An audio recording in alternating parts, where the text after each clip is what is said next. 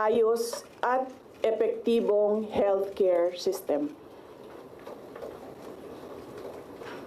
Hindi ako kailanman natakot sa pagsira nila sa pangalan ko. Ngunit, may takot ako para sa ating mga anak. May takot ako para sa susunod na henerasyon.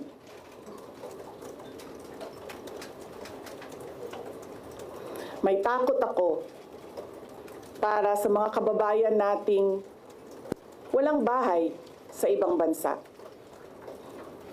Walang pangalawang pasaporte. Walang ibang matatakbuhan kundi ang Pilipinas.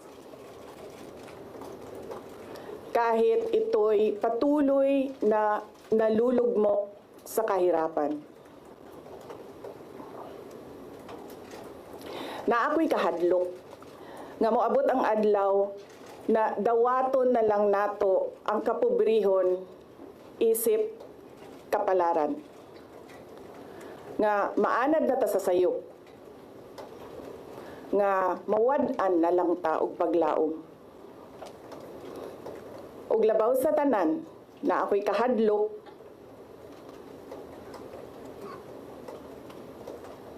nga moabot ang adlaw nga wala na tay Pilipinas nga ikahatag sa atong mga anak. I cannot kneel before each and every Filipino to beg for forgiveness. Instead, I offer my life, my strength, and my future in the service of our nation. Mga kababayan, ibalik natin ang tapang at malasakit para sa Diyos, sa bayan, at para sa bawat pamilyang Pilipino. Ako si Sara Duterte, tatakbo bilang Pangulo ng Pilipinas. Shukran. Any questions?